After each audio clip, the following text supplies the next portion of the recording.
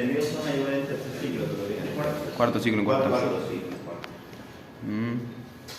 Parece que el cardio respiratorio y el pulmón son más pesados que los otros, inmune y endocrino y neuro. Claro. Entonces va a ser, y con fisiología integrada, como repetimos temas, ¿de qué nos vale repetir temas en cuarto semestre? Cuando podemos repetirlo después del segundo, tercero, de tercero a cuarto. Entonces algunas cosas que se están reorientando, porque es muy pesado. La misa es. Bueno, Misa.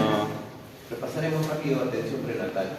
¿Ya? En este capítulo de atención prenatal vamos a centrarnos en aspectos generales, porque aspectos específicos del atención prenatal están en la guía práctica con respecto a las recomendaciones de la normativa nacional. ¿Ya?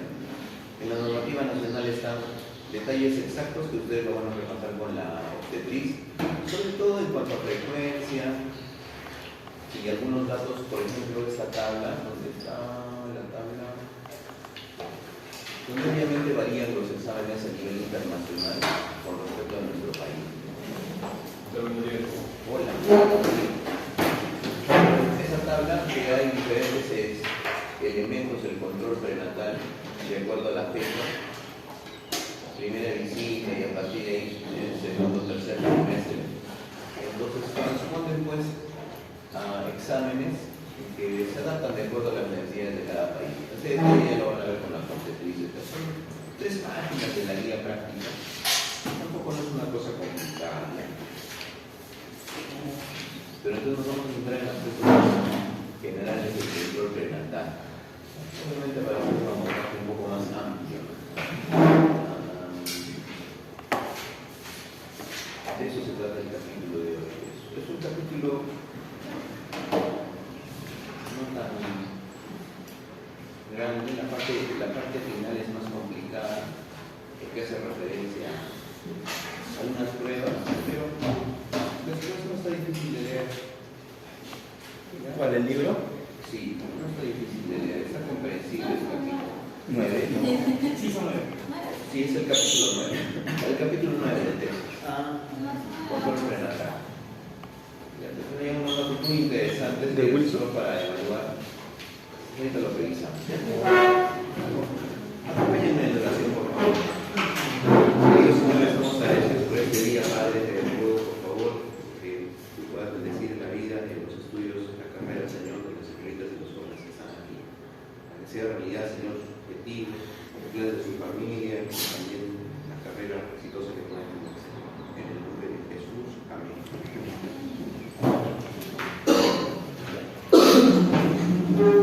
Entonces se define por la Academia Americana de Pediatría y el Colegio Americano de Obstetras y Ginecólogos. El programa de atención de parto o el control prenatal se define de esta manera. ¿Bien? Y aquí vamos a encontrar una definición amplia del concepto de control prenatal. Un enfoque coordinado de atención médica, evaluación continua de riesgos y apoyo psicológico que comienza de manera óptima antes de la concepción. ¿Cuándo comienza? Antes de la concepción. Consejería preconcepcional. Lamentablemente la atención prenatal comienza 3 meses desde que estás embarazada. Entonces eso está mal, es un concepto erróneo y acarrea problemas, deficiencias, ¿verdad? Riesgos tanto para la madre como para el bebé. Entonces debería comenzar antes de la concepción y se extiende, dice, a lo largo del periodo posparto e interconcepcional. Entonces, antes de la concepción, después del parto y entre diferentes concepciones o entre diferentes embarazos. Prácticamente está refiriéndose a una atención integral de la mujer, no solamente cuando está embarazada, sino antes del embarazo y posterior al embarazo, entre embarazos o entre gestación. Obviamente, aquí tienen teoría de que una mujer puede quedar embarazada más de una vez, lo que a veces se está volviendo un poco difícil porque el límite es 2.1, 2.2 de nacimientos por mujer aquí en el Perú, por ejemplo, porque en otros países incluso es negativo esa cifra. Pero más o menos podemos entender que se refiere a los diferentes embarazos que pueda tener la mujer. En ese sentido, vemos que la concepción o la idea de control prenatal va más allá de simplemente un periodo tan corto como es los 9 meses de embarazo, ¿verdad?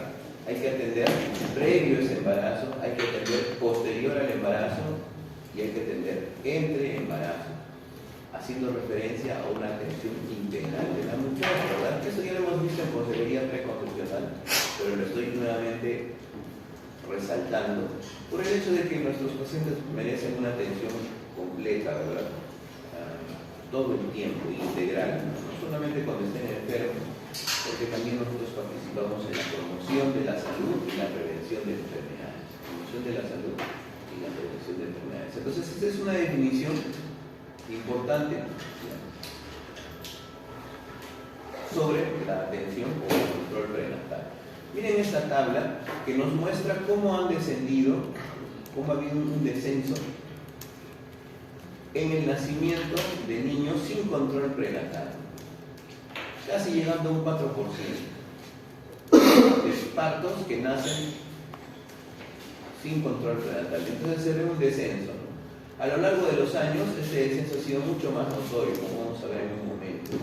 Lamentablemente siempre hay un 4, 5, 6% de personas, en nuestro país debe ser un poquito más, que no va a realizar controles prenatales. Entonces todo este espacio que queda aquí abajo está lleno de riesgos para la madre, riesgos para el bebé, nacimiento prematuro, restricción de crecimiento intrauterino y múltiples otros factores que pueden afectar la salud de la madre y del niño. ¿Está bien?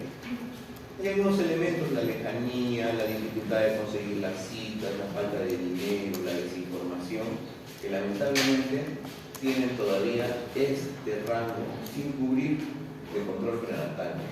Inclusive en los Estados Unidos se hace un seguimiento mucho más estricto a partir del 2013, que implicó el reconocer que muchas personas estaban sin control prenatal. Eso también está hacia la baja. Es decir, cada vez hay más personas que tienen un control prenatal, pero lamentablemente queda todo este espacio de mujeres que no acceden a un control prenatal adecuado. ¿Cuáles son las reglas para la atención? El grupo social, las razones de raza, la edad y los métodos de pago.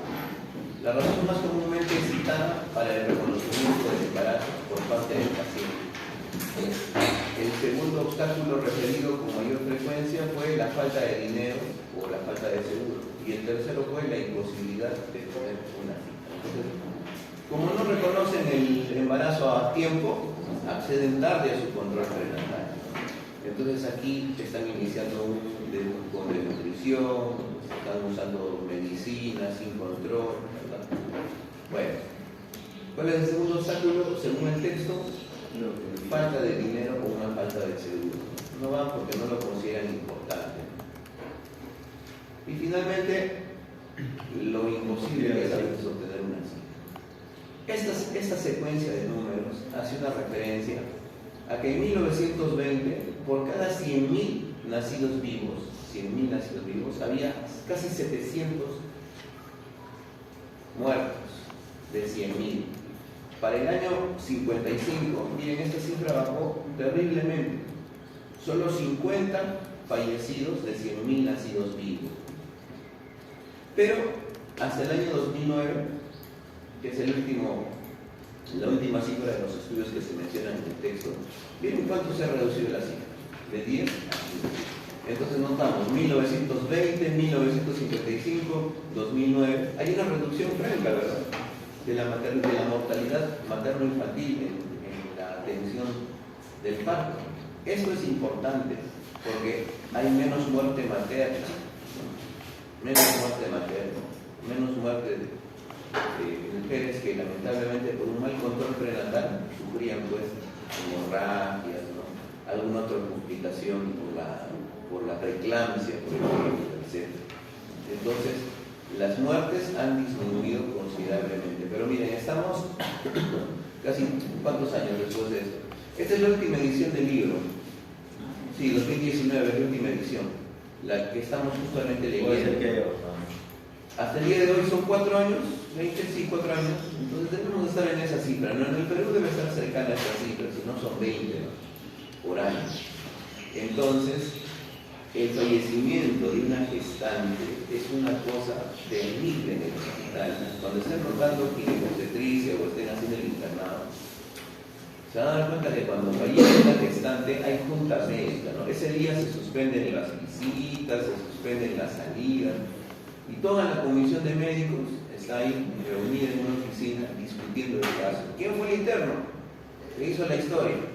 ¿Quién fue el residente que atendió a la paciente? ¿Quién era el médico de guardia ese día? Es todo un caos, la verdad. Por eso es que los residentes y ginecobstetristas son bien estresados, bien impacientes, dictan, mangonean. Cuando lo conoces fuera del hospital es tu gran amigo, pero adentro de la guardia hay que tenerle siempre paciencia, respeto, porque ese es un asunto cuyo nombre se registra a nivel nacional e inclusive internacional.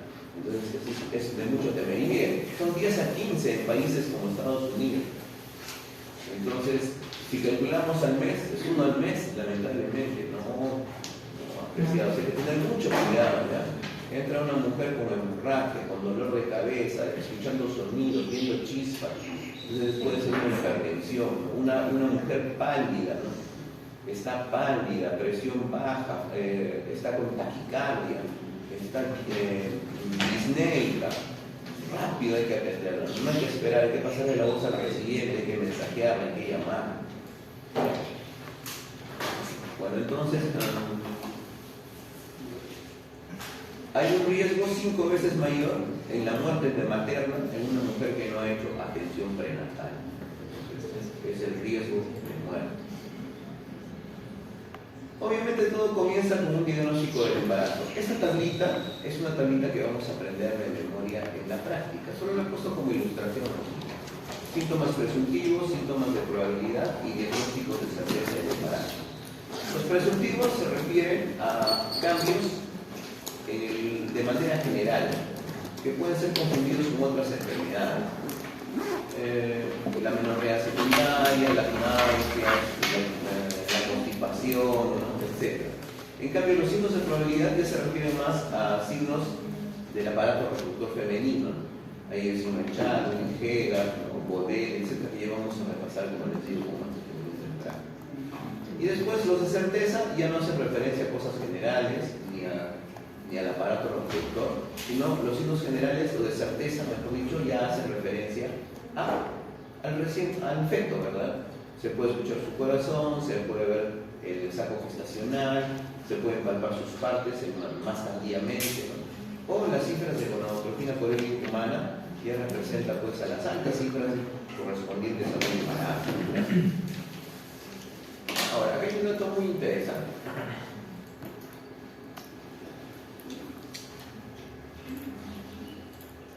La menorrea en una mujer sana, en edad reproductiva, que previamente tenía sus menstruaciones de manera espontánea, cíclicas, rítmicas, regulares, es altamente sugestiva del embarazo.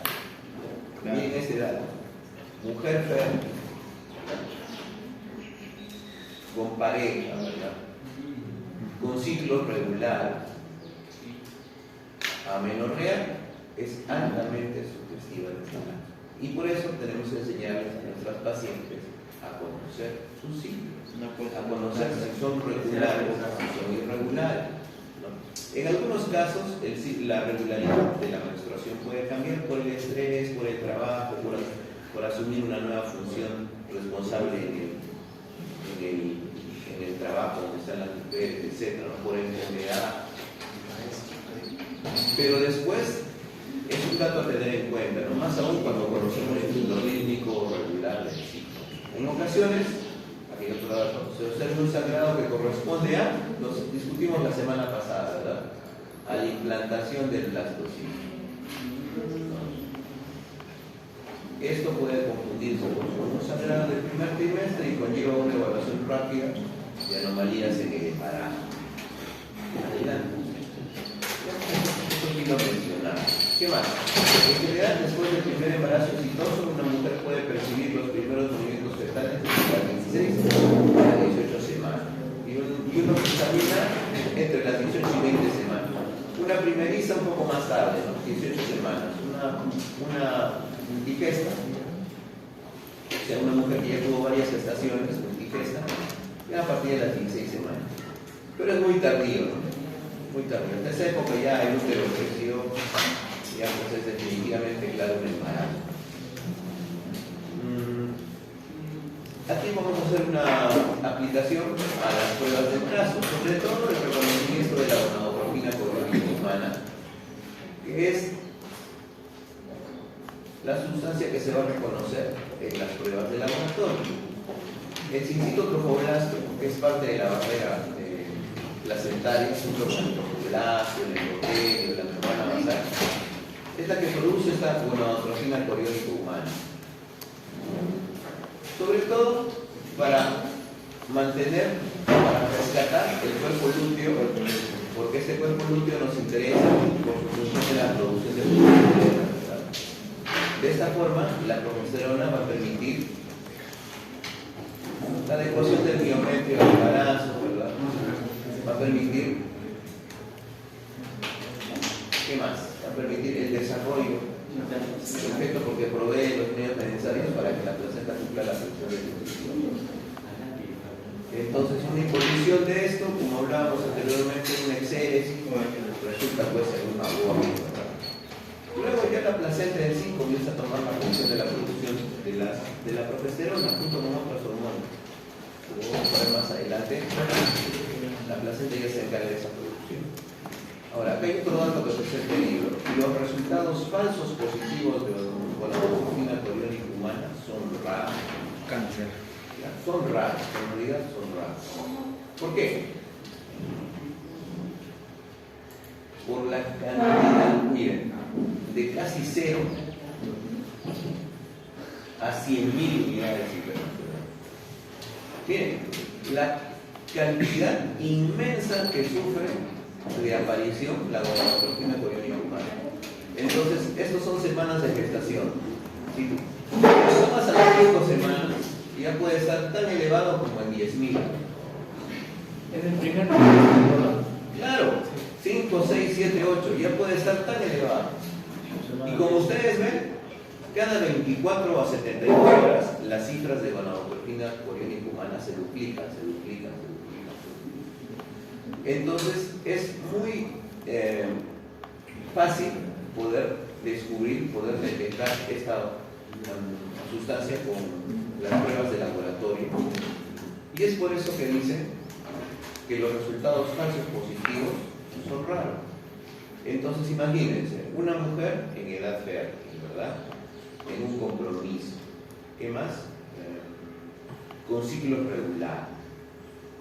Amenorrea, más una prueba positiva de HCG, es un embarazo, no hay más que decir. Vamos a repetir la prueba, ¿no? ¿Qué vas a repetirla? Hay veces donde fallas Está porque tiene confirmado. mucha sensibilidad también la prueba.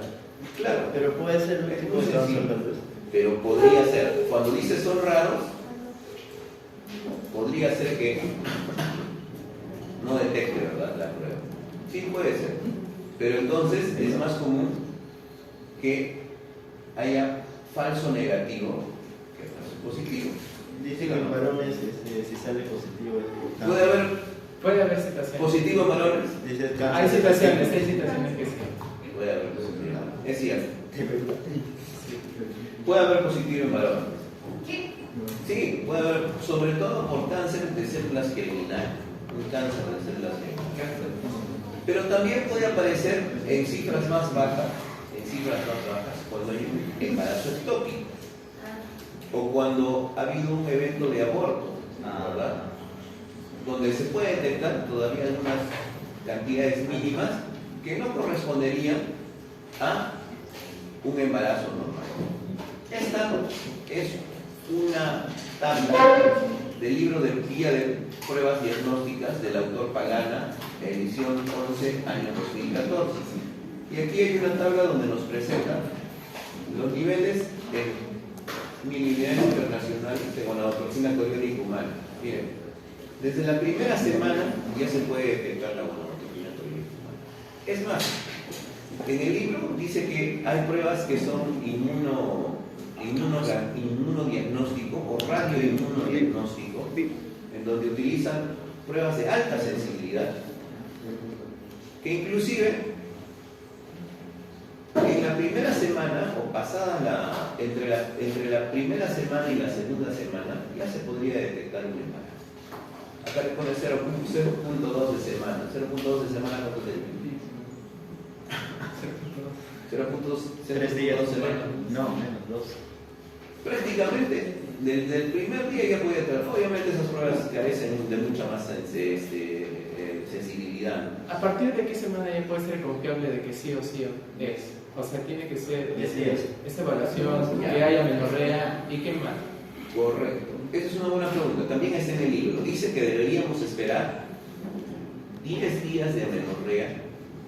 10 días de amenorrea. ¿Okay? Pasar el primer ciclo, 10 días de amenorrea. ¿A qué me refiero? Si tienes una mujer ciclos regulares, ¿cuándo me debería venir? Cada 28 o 30 días. Hoy día estamos 7, ¿verdad?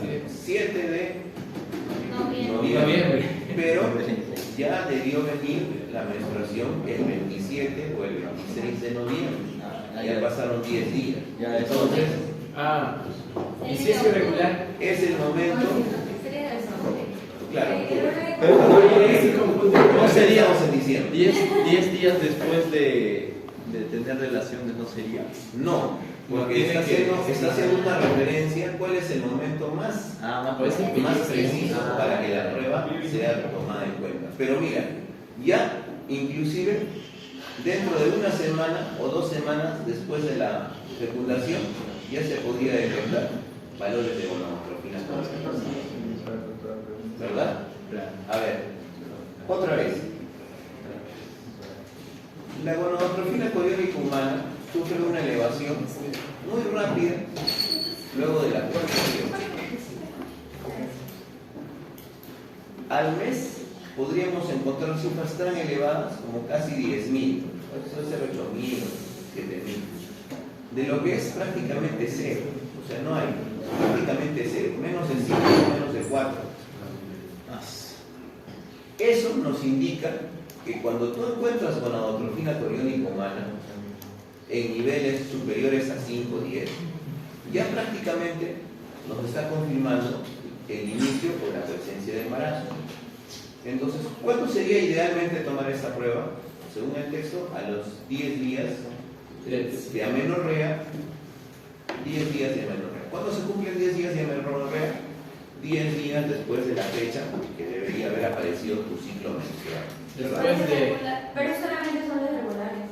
Claro, correcto. Y las que sufren de... Y las que son irregulares, obviamente que es un poco más difícil. Ahorita nos estamos refiriendo a todo lo regular. Entonces, 10 días después de su ciclo. 10 días después, 10 días de amenorrea, 10 días después de la última fecha de tu ciclo menstrual. Si es irregular, obviamente puedes esperar 3 días, ¿no? A mí me falla entre 5 o 7 días, entonces vas a esperar un poquito más.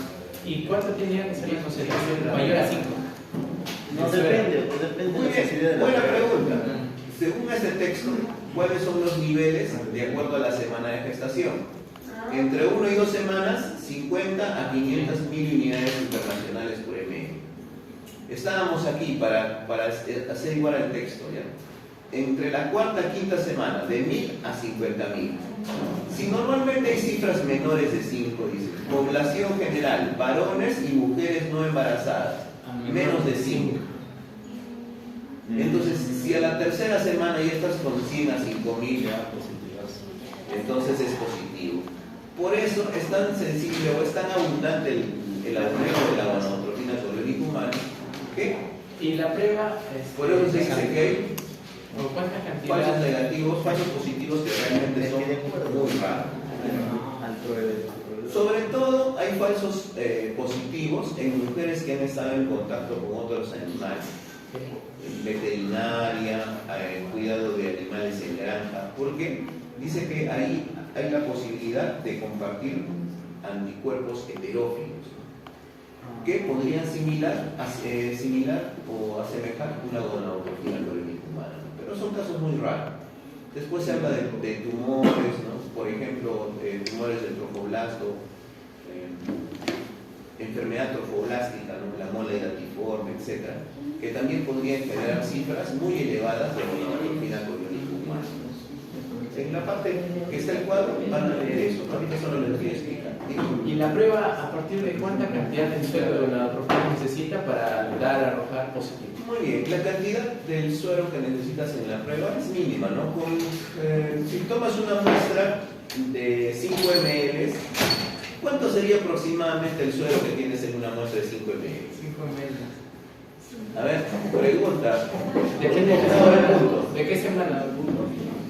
En cualquier semana, si tú le obtienes una muestra de 5 ml de sangre a una paciente, ¿cuánto va a ser tu muestra de suero? 40%. Correcto, ¿por qué? Por el hematocrito, ¿verdad? Aproximadamente 45%, 50%. Bien. Entonces, ¿necesitas 2 puntos de 5 ml? ¿Necesitas 2.5 ml para la prueba? No. En realidad siempre te van a hacer sacar más de la cuenta. Pero como yo trabajo en laboratorio, con 2 ml sería suficiente. 45, Hasta 40, 50%. 1 ml sería suficiente para sacar la prueba. En el laboratorio te van a rechazar. Si te haces amigo del biólogo, entonces le puedes decir, por favor, no es una emergencia, la señal está muy mal, no necesitamos esto de verdad. Entonces te va a entender la emergencia y te va a decir, así no, toma más muestra, esto no vale. Y al final el sobre está malográndose y después lo bota. Pero bueno, son algunos asuntos que se pueden mejorar. ¿Y la sensibilidad en la orina es la misma? ¿Perdón? Es el premio de orina, ¿verdad? No, este es en sangre. Y en orina. Eso es sensato. No, las pruebas en orina sí tienen un poco menos de sensibilidad. Son indicativos, sobre todo cuando hay factores epidemiológicos que son confiables, ¿no? El estado de la menorrea, ¿no? La frecuencia, la regularidad de las menstruaciones, etc. Pero, obviamente, las pruebas en sangre son mucho más confiables. Pero, considerando la cantidad con la que sufre del aumento de la mononucleotina coriónica humana, podemos notar que adelante. Es muy seguro, muy certero de que haya un embarazo con 10 días de menorrea y todas las características. Otra cosa más, podemos sacar de esto.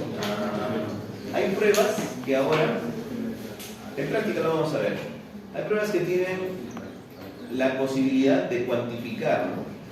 Más o menos en orina inclusive, hacer una semi-cuantitativa, una cuantificación que podría asemejar, ¿no?, a eso.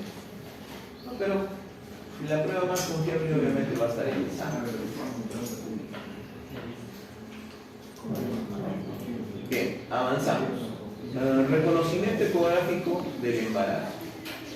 Esto vamos a ver cuando veamos imágenes en el embarazo. Bien, aquí hay un saco gestacional. Y en la guía, o mejor dicho, en el libro, describe este saco gestacional con inclusive ya el embrión aquí adentro. Aquí está el saco vitelino, este redondito que ven aquí, indicado por la flecha. Este más o menos es el embrión. Esta es una ecografía transvaginal de alrededor de la sexta semana, cuarta, quinta semana, si no me equivoco, en donde ya se puede detectar. Sí, claro, primer trimestre, cierto, porque las ecografías más confiables son en el primer trimestre, pero específicamente en el texto, más adelante dice que es en mujer. Cuarta y sexta semana. Antes de la cuarta semana todavía se puede ver solo un saco gestacional, pero en este caso ya es el saco vitelino. Específicamente creo que es quinta semana. Quinta semana ya se puede. Quinta semana. Pero en la cuarta semana ya se podría ver un saco gestacional, con un anillo único o con un anillo doble que ya indica más una madurez mayor en el desarrollo del embrión. Su ubicación es excéntrica, es decir, en el fondo o en el cuerpo del útero, no en el medio. En el medio corresponde a veces a colecciones de un embarazo ectópico que genera cambios en el miometrio, pero obviamente no está teniendo allí el embrión, ¿no? Entonces, en la semana 7-8 ya se puede detectar el latido cardíaco. Entonces, ya obviamente esta es una evidencia más clara de la existencia de este embarazo.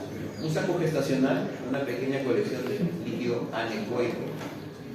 Anecoico que no emite o que no se puede reconocer. Anecoico es eso, negro. Que no produce reacción al ultrasonido. Este negro. Lo enviaron al grupo del QVT. Anecoico dentro de la cavidad endometrial. Es la primera evidencia ecográfica de un embarazo. Se puede ver con ecografía transvaginal entre las 4 o las 5 semanas de gestación. Un saco gestacional normal se implanta excéntricamente en el endometrio, mientras que se observa un pseudosaco en la línea media de la cavidad endometrial.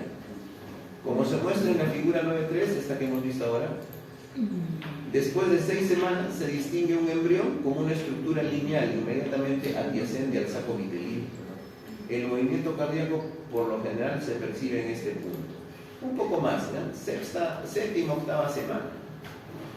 A partir de la 6ª semana, séptima, octava semana, ya se puede percibir. Si hacemos una ecografía y nos trae una paciente y nos dice no hay actividad cardíaca, entonces hay que esperar una semanita más. Si en la 6ª no se encontró el latido cardíaco en la 6ª semana, entonces esperas una semanita más y ya seguro vas a encontrar el latido cardíaco del niño. ¿Qué indicaría cuando estaba en posición medial? ¿No? Sí, en este caso se observa un crecimiento, un pseudosaco en la línea cavidad endometrial. ¿Y eso qué estructura? Podría ser un embarazo ectópico, ¿no? Que produce cambios en el endometrio, pero obviamente no tiene pues el saco gestacional ahí implantado.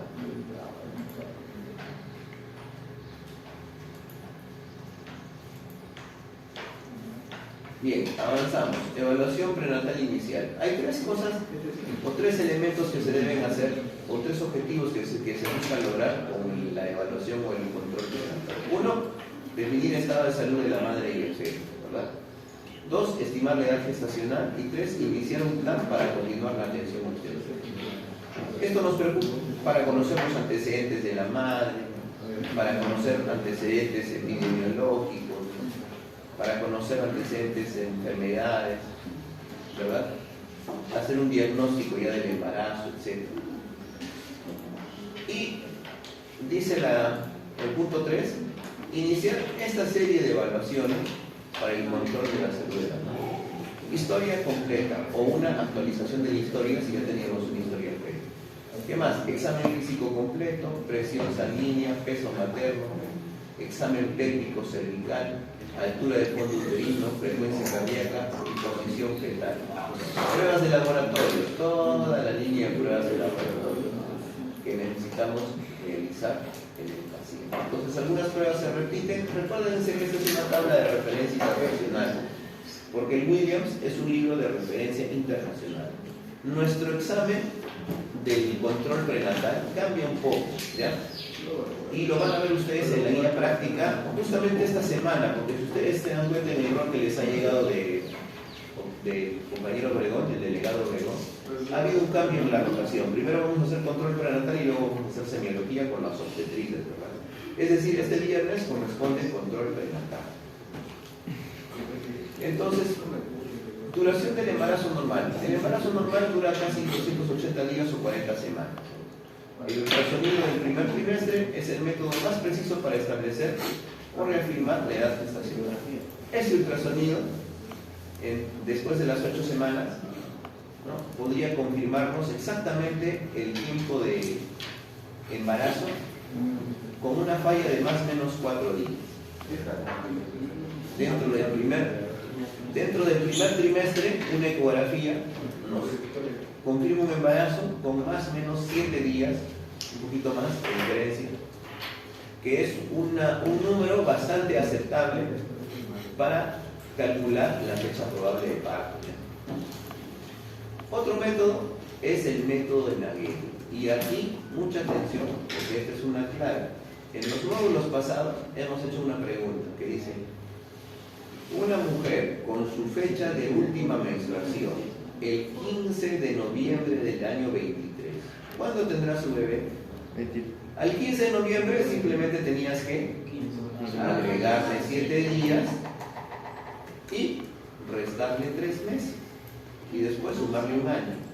Y ya tienes la fecha. Pero nunca se aprendieron la fórmula de la ley. Doctor, pero una consulta si es en enero, por ejemplo. Claro. Como retrocede un año. Retrocedes. Es igual, no. Claro, retrocedes. Si la fecha, Sí, vamos a hacer una fecha complicada, ¿ya? O en 30 un año bisiesto. o 29 de enero del 2023. ¿Cómo calcularías? 29 de enero.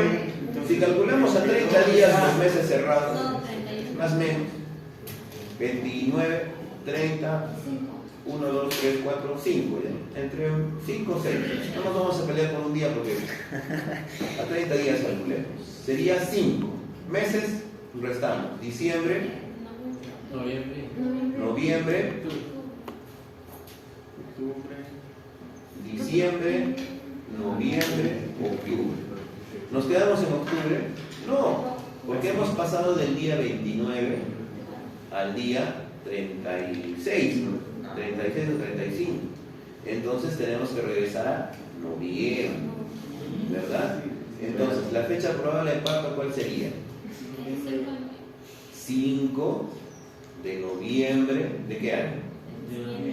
Del 24, no, del 23.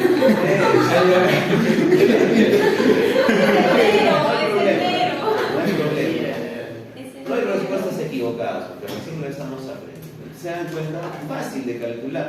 El problema es que cuando está al límite de 2 meses o está en febrero, a veces había confusiones en el cálculo, ¿verdad? Esta es la regla de Naguero. Hay otras reglas de Wahl, por ejemplo, que utiliza 10 días con el último día del periodo menstrual, pero Naguero es el punto de referencia. Está bien fácil de recordar. Y apréndanse las reglas de Naguero. Si fuera inicios de mes, Y si fuera inicios de ahí mes, sí se restan 3 meses. Sí, ahí sí no. ahí se restan 3 meses. Obviamente, pero si son a fines de mes y me paso a 35 días, obviamente esos 35 días ya le pertenecen Al siguiente mes. Si son años bisiestos, un día más menos, porque no nacen los bebés exactamente en esta fecha. Esto es una fecha probable del parto. Por eso es que se entiende como fecha de última regla y el otro es fecha probable del parto. Esta P significa probable, que es más o menos una referencia a la fecha en la cual puede nacer el niño. Y eso es importante, ¿por qué? Porque implica en el último trimestre los controles prenatales son semanales, entonces hay que tener mucho cuidado. Si te anticipa 15 días del nacimiento, 15 días antes del nacimiento tú tienes que tener tu ropita, tienes que tener tu mantita, tienes que haber adecuado la cunita para el bebé, ¿verdad? Todo lo necesario para cuando van a nacer. Entonces, tener estos días de referencia ya es importante, ¿verdad? Para la pareja, para el matrimonio. ¿Qué ibas a decir, Luis? No, nada, ahí atrás. Hola. ¿10 quincenas? No hay problema. 22 días hacia atrás o 8 días hacia adelante. ¿Sí ves? No hay ningún problema en ese sentido. Porque agregamos 7 días. Sin problema. ¿Y esa es la técnica de manera internacional o hay Aquí. Hay otro, como te digo, que es el método de Wahl, que es sumando 10 días al último día del periodo menstrual, pero A ver, más exacto, ¿cuál? ese es Naguero. Es el que más se utiliza.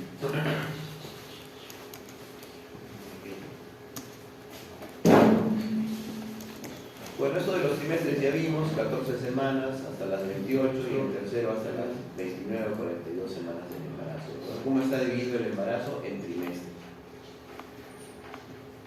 Esto es una convención general para dividir el embarazo en trimestres. primer trimestre, segundo trimestre y tercer trimestre. Ahí hay patologías también asignadas a cada trimestre. Un sangrado en el primer trimestre es muy diferente de un sangrado en el tercer trimestre.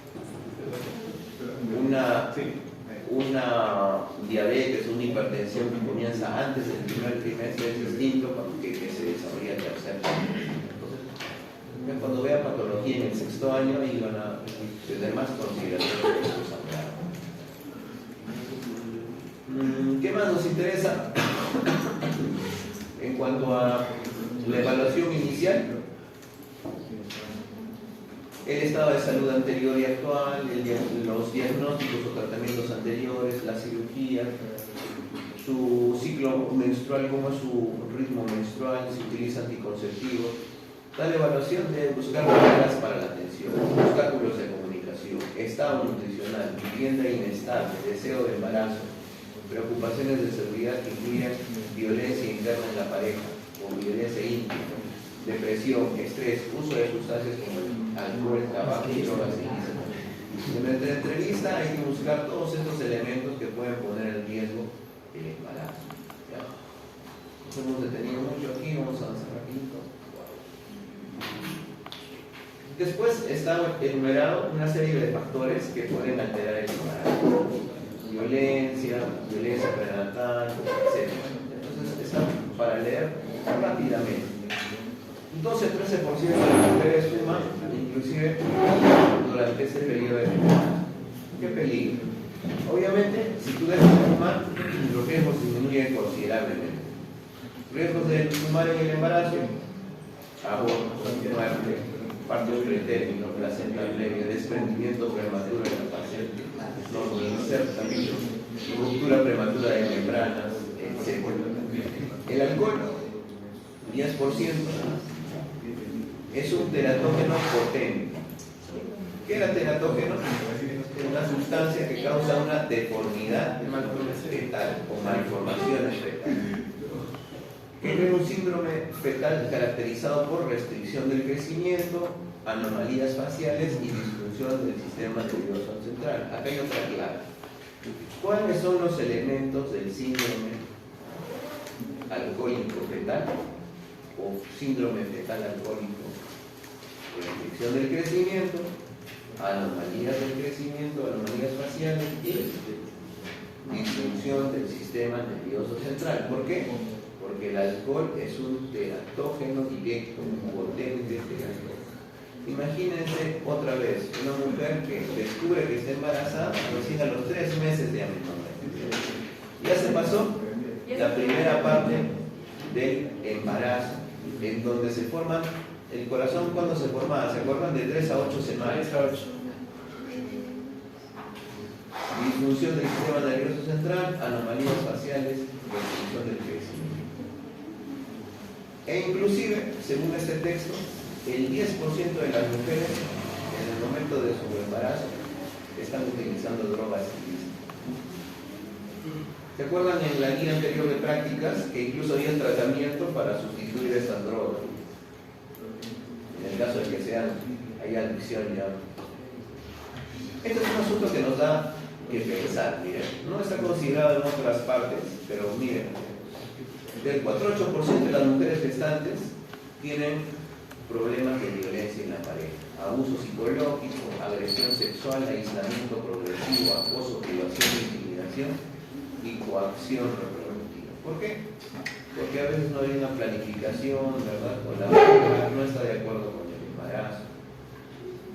A veces una prueba de embarazo positiva es una alegría o a veces es una felicidad o un problema. Apreciados. En ustedes está que una prueba de embarazo sea una buena noticia o sea una mala noticia. Peor aún, a veces la pareja, cuando recibe la noticia de la prueba positiva, cambia totalmente su forma de ser. Miren, con la noticia del embarazo, abuso psicológico, agresión sexual. Ahora, esta parte me da mucha más pena. Escuchen con atención. A excepción de la preeclampsia, la violencia doméstica es más frecuente que cualquier otro trastorno médico importante detectable a través de un examen prenatal de rutina. ¿Qué quiere decir? Que la violencia doméstica puede ser fácilmente detectable en el diálogo, en la conversación. Entonces, deberíamos tener cuidado en la consejería prenatal de que la mujer esté adecuadamente tratada, ¿verdad? No puede venir sola a la visita. ¿Qué les he dicho varias veces? No puede venir sola la mujer a la visita. Lo ideal es que venga con el esposo. Y si está trabajando, viene con su mamá, viene con su hermana, viene con su cuñada, ¿verdad? Para que tenga compañía, para que tenga asistencia. Entonces, apreciar. No hagamos algo que todavía no estamos con la responsabilidad de asumir. Si usted inicia relaciones sexuales, tiene que darse cuenta que en cualquier momento usted va a tener que asumir la responsabilidad de la paternidad. Entonces, apreciar, de acuerdo al contexto en el que vivimos, no permitan que su corteza prefrontal sea afectada por relaciones sexuales irresponsables. ¿Ya? Vamos a vivir la vida de acuerdo a las normas o a los consejos que van a garantizar un excelente desarrollo. Pero si usted sigue adelante, entonces tenga el valor suficiente para ser responsable cuando la prueba de gonadotropina coriónica humana resulte positiva. ¿Ya? Por favor, apreciar. Visitas prenatales son siguientes. En las siguientes visitas hay que revisar la frecuencia cardíaca fetal, el crecimiento, la actividad, el volumen del líquido amniótico, ¿no? Revisado por ecografía. Se examina la presión de la madre y el peso materno, etc. Qué dolor puede haber, si hay pérdida de líquido abdominal para descartar infecciones, ¿no? Es muy común las infecciones urinarias, como describimos en la clase anterior. ¿Por qué? Factores mecánicos, opresión de los uréteres, factores hormonales, ¿verdad? Aumento de los estrógenos, aceleran mucho más, por ejemplo, la distensión de los uréteres, y también factores inmunológicos, ¿verdad? ¿Por qué factores inmunológicos? Describimos porque la madre disminuye, o mejor dicho, hay un control inmunológico del bebé que están haciendo, que es una configuración genética distinta de la madre. Entonces, eso también disminuye el sistema inmunológico de la madre, y por eso hay riesgo de infecciones urinarias. 3 motivos. Síntomas de dolor de cabeza para descartar la hipertensión, la preeclampsia, la visión alterada, lo mismo, ¿verdad? Altura uterina entre las 20 y 34 semanas de gestación. La altura uterina, dice, corresponde o está estrechamente relacionada con la edad gestacional. Entonces, en el examen pasado puse una pregunta así: 24 semanas de embarazo, calcule la altura uterina. 24 semanas, no se puede, faltan datos. Pero ¿cuál es la altura uterina a las 24 semanas de gestación? Más o menos 24 centímetros. ¿Por qué? Porque dice que entre las 20 y 34 semanas la altura uterina corresponde a la edad gestacional. Entonces era una pregunta sencilla, pero no se podía descubrir si no habías leído el texto, ¿verdad? ¿Ya? Ahora también Una fija. Ya, gracias. Ya. ¿Cuál? Los instrumentos que incorporan ultrasonido Doppler a menudo se usan para detectar con facilidad la acción del corazón fetal y en ausencia de obesidad materna. Los sonidos cardíacos son casi siempre detectables a las 10 semanas con tales instrumentos. La frecuencia cardíaca fetal oscila entre 110 y 160 latidos por minuto. Aquí hay que hacer una adaptación, ¿ya? Porque normalmente en el país, si ustedes lo consultan con la obstetriz, es de 120 a 140. 160 ya lo pueden considerar taquicardia para el bebé. Entonces vamos a hacerle un paréntesis, ¿ya? 120, 140 latidos por minuto. ¿Cuánto más o menos a las 10 semanas es detectable? Entonces, cuando vayan a la práctica, traten de utilizar el Doppler para buscar el latido cardíaco.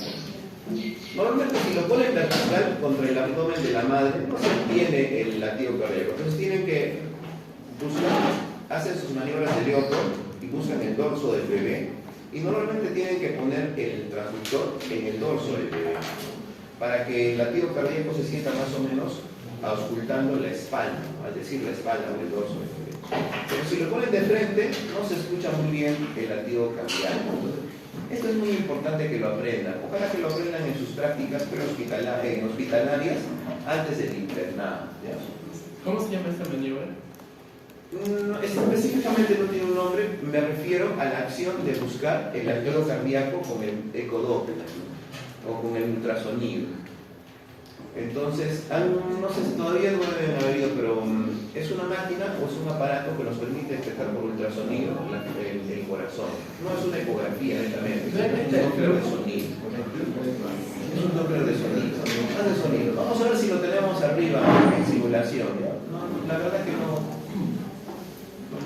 me percataba. La obesidad, pero eso ya lo van a ver más en patología. La obesidad asociada con riesgos significativamente mayores de hipertensión, preeclampsia, diabetes, gestación, macrosomía, etc. ¿Por qué? Ya vamos a ver, cuando hay obesidad, esta obesidad también condiciona un aumento de glucosa en la sangre materna, en la sangre del cordón umbilical, lo cual va a convertirse en un motivo de macrosomía en el bebé, porque comienza a crecer demasiado, más allá de lo normal, considerando a la madre obesa. Aquí hay límites de aumento de peso, ¿no? Para un peso normal, con un índice de masa corporal de 18 a 24, debe aumentar alrededor de unos 10 a 15 kilogramos máximo, ¿no? En realidad, nosotros en el Perú tenemos más o menos que considerar 10 kilos de peso. 10 kilos de peso. Como estas son cifras norteamericanas, se consideran un poquito más. Pero nuestro límite es 10 a 12 kilos de peso. En pacientes obesos hasta 7 kilos, no podrían subir más. Listo, la desnutrición severa, según estos autores, tiene varias complicaciones. En primer lugar, el libro menciona que estudiar desnutrición severa en el embarazo es difícil, porque ¿a qué mujer la vas a poner en desnutrición severa para hacer tu estudio? Un poco difícil. Pero estos autores han estudiado registros de hambrunas muy grandes en países o periodos de guerra y han concluido que los descendientes o los hijos de esas mujeres sometidos a desnutrición severa tienen más bajo peso al nacer, son delgados, tuvieron mayor incidencia de hipertensión posterior, enfermedad reactiva de las vías respiratorias, dislipidemia, disminución de la tolerancia a la glucosa y enfermedades de la arteria coronaria. O sea, la desnutrición en el embarazo afecta de manera muy significativa al recién nacido. Además, las privaciones tempranas del embarazo se asociaron a tasas de obesidad en mujeres adultas, más que en hombres. Inanición temprana también está vinculada a tasas más altas de anomalías del sistema nervioso central, esquizofrenia, trastornos de la personalidad, del espectro de esquizofrenia.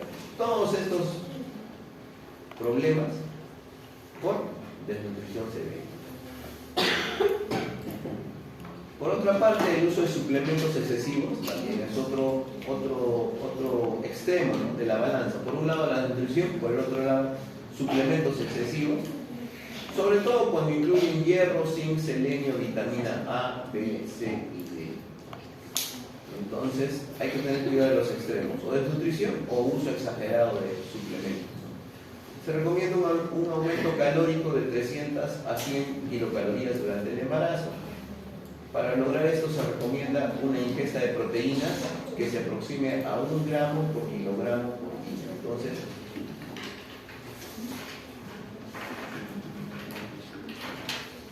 tenemos también la ingesta de hierro y yodo, que está recomendada. En general, la mayoría de estos requerimientos se cumplen con una dieta promedio, una dieta balanceada. Obviamente que en poblaciones de riesgo alimenticio pobres puede haber una deficiencia en conseguir el combustible. Y finalmente vienen algunas preocupaciones más secundarias. El empleo. 12 semanas laborales de licencia pagadas. Este es el beneficio de los nombrados judiciales. Si te nombras en el Estado o te nombras en el Salud, tienes 12 semanas laborales de licencia para una mujer que esté embarazada. En Norteamérica es no pagada, pero en el Perú sí se les paga. 3 meses. Está bien, porque se promueve con eso la maternidad. Debería haber mucho más, incluso para el padre. Con respecto entonces a eso y a la tabla que mencionó antes de ganancia de peso, ¿no lo tomamos como referencia entonces para un posible examen? Esta tabla no. Aquí hemos dicho que nuestra referencia es 10 a 12. 10 a 12 para el peso normal y para las obesas 7, ¿verdad? Obesas sí. Obesas 7. ¿Y para las de bajo peso? Las de bajo peso, aquí están de 12 a 18. 10 a 12. 10 a 12. Aquí no pagan, en nuestro país sí les pagan. Bueno, y si es cesárea, preguntan por ahí, también les pagan. No, el tiempo. El tiempo también es 12 semanas, 3 meses. 3 meses. Algunos de mis colegas, por ejemplo, juntaban sus vacaciones con sus semanas de permiso. Así juntaban 4 meses. Y se iban a cuidar a su bebé por 4 meses. A buena hora. Por eso es que hay una lucha constante. Hace 2 días, 3 días estuvieron en huelga los médicos para el aumento de sueldo. Desgraciado y todo, pero ha habido buenos aumentos de sueldos. Antes de que yo comenzara el presidentado, el sueldo estaba en 3.000 soles. Muy poco para el CERU. Cuando yo comencé el CERU, estaba ganando 4.500. Y ahora el cerumista está ganando alrededor de 5.000 soles. 5.500. Entonces, por ahí. Después, ya el especialista está ganando alrededor de los 7.000. Con tu trabajo de 6 horas. Y aparte te vas a trabajar en la clínica privada y ahí haces otra cantidad similar. Entonces, el doble de esa cifra, yo estaba comentando el otro día con los colegas ahí en la escuela. La mayoría gana un poco menos del doble de esa cifra, ¿no? De los especialistas que tienen trabajo en el nombrado y trabajo en el privado. Que Dios los bendiga, buena hora. Y yo me alegro mucho porque esa gente no gasta su dinero en mí. Y estoy seguro también que ustedes van a usar el dinero de manera adecuada. Dios los bendiga. Ejercicio, se recomienda también un ejercicio según este cuadro, pero aquí hay ciertas contraindicaciones. Porque el ejercicio más bien está dirigido a los ejercicios de profilaxis de preparación para el parto. Pero la regla general es 150 minutos cada semana. Ejercicio moderado, aeróbico o anaeróbico, aeróbico sobre todo, con limitación en el tercer trimestre del embarazo. ¿Por qué se habla del pescado? Porque el pescado, los productos marinos están relacionados a metales pesados, lamentablemente. Entonces se recomienda que su consumo no debe ser superior a 170 gramos a la semana.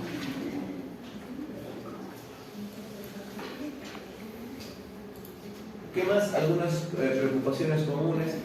Hay que hacer también en zonas con riesgo de metales pesados, hay que hacer análisis de plomo, ¿verdad?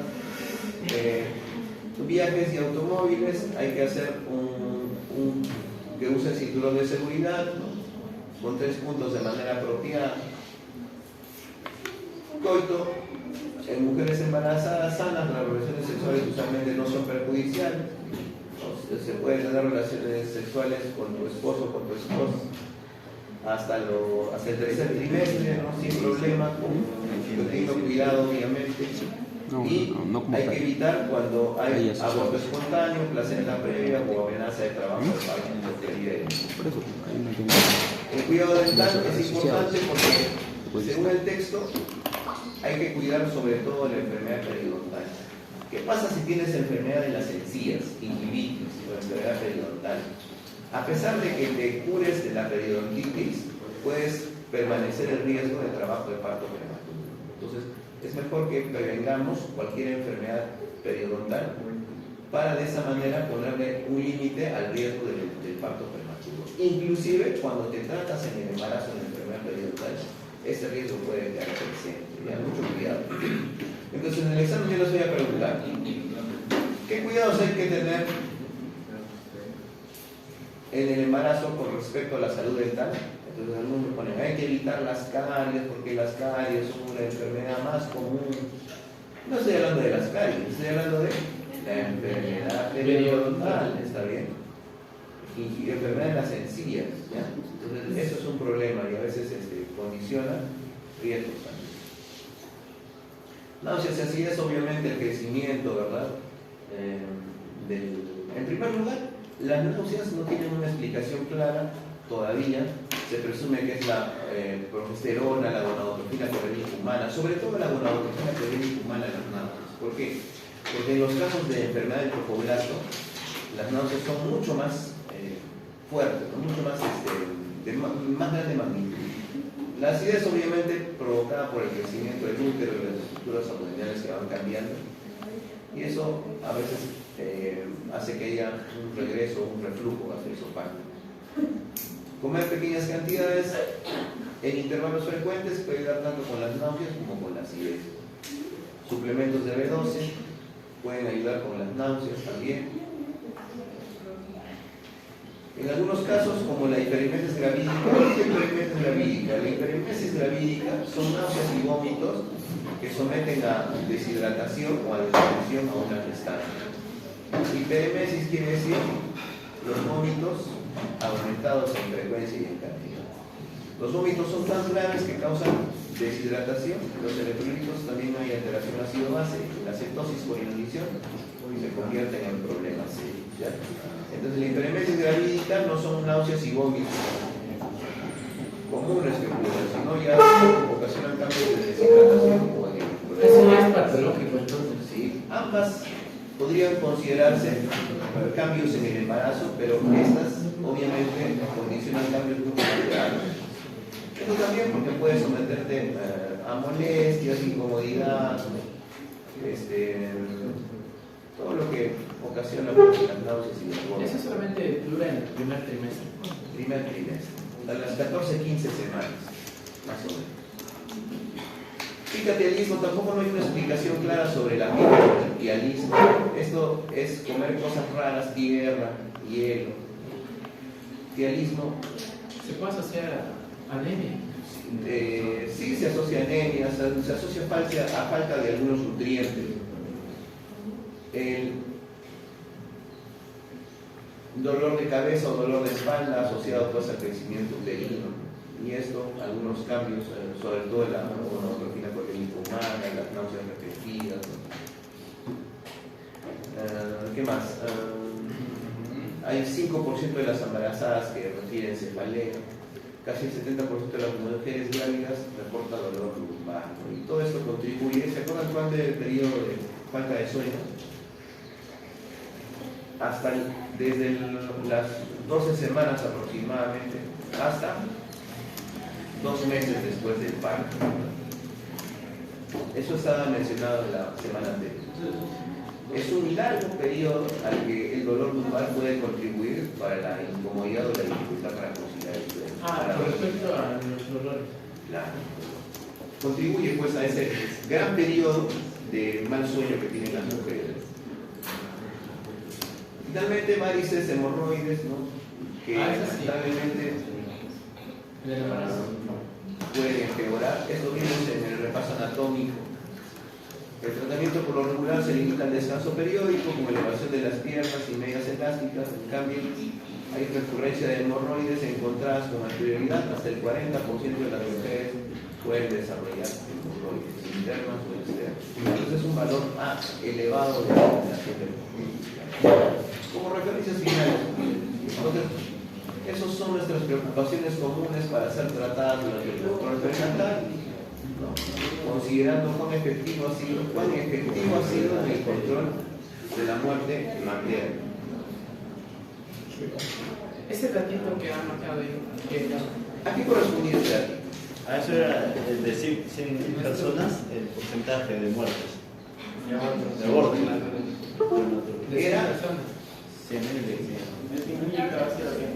Era la cantidad de muertes maternas con respecto a 100.000 nacidos vivos en el 1920, luego en el 1950 y luego en el 2019. ¿Qué pasa con las muertes maternas por cada 100.000 nacidos vivos?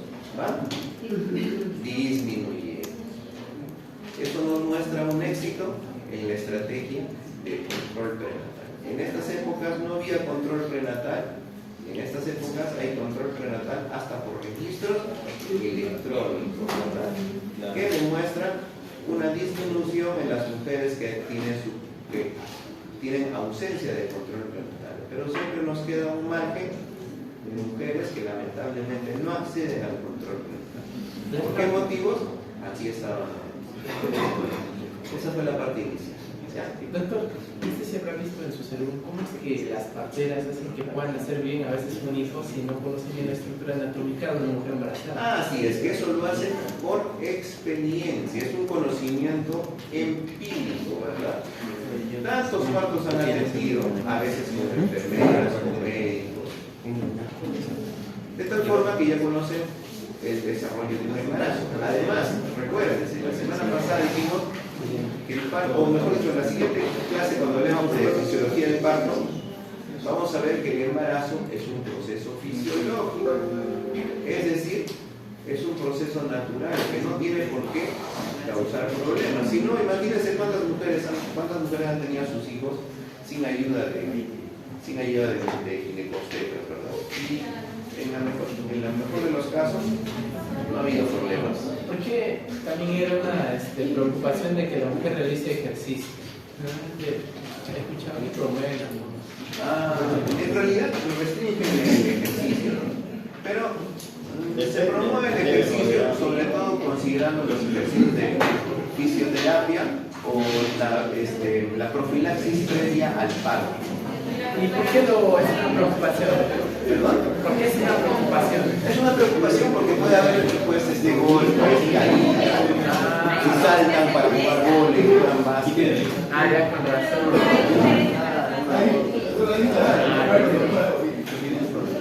La atención. Muy bien, eso es